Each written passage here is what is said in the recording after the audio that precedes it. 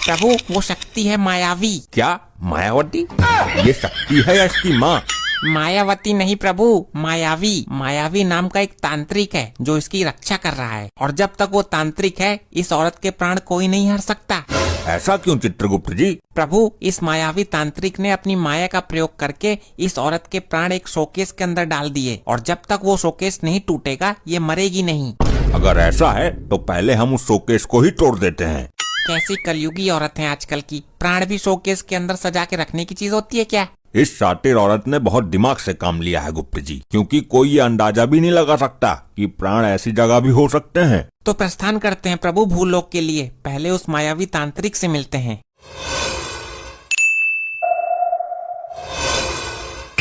प्रभु यही है वो मायावी तांत्रिक। आंखें खोलो मायावी। मृत्युदाता प्राण हरता यमराज मेरे पास। मूर्ख, तुम अपनी माया और शक्तियों का गलत उपयोग कर रहे हो।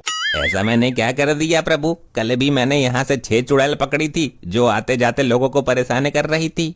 मूर्ख तांत्रिक, तुम विधि के विधान में उत्पन्न कर रहे हो, उसको बदलने की कोशिश कर रहे हो। मैं कुछ समझा नहीं प्रभु। मूर्ख, तू जानता है कि मृत्यु अटल है, एक दिन सबको मरना है, फिर भी तूने उस औरत के प्राण छुपाकर उसकी मृत्यु को टालने की कोशिश की।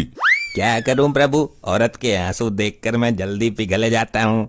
तुम करते रहो ये कांड, मैं ऊपर बैठकर तुम्हारा सारा हिसाब किताब लिख रहा हूँ। प्रभु एक तो वो औरत छोटी सी काली सी थी, मैं उसे शमशान घाट की चुड़ैल समझ रहा था। अब जो तूने गलती की है उसकी सजा तुझे जरूर मिलेगी। अरे अरे ये क्या कर रहे हो प्रभु?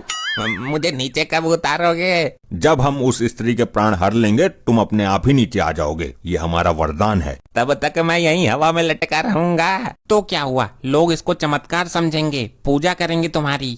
वैसे एक बात तो है, यहाँ से शमशान घाट मुझे बिल्कुल साफ नजर आ रहा है। चलें चित्रगुप्त जी।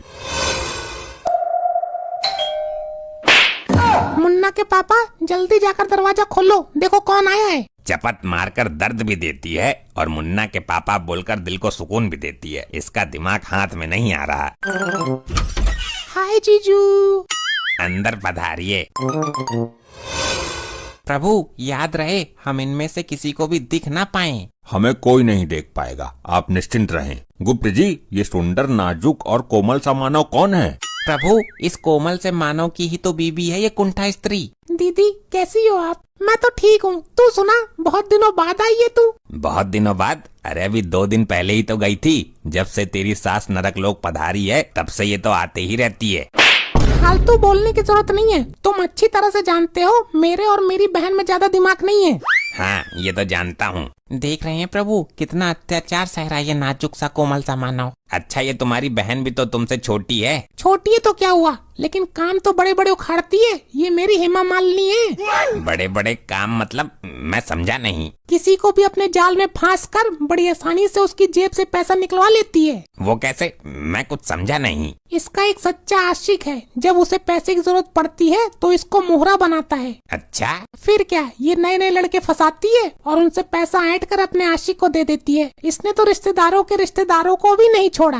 ये तो बहुत अच्छी टेक्निक है पैसे लूटने की।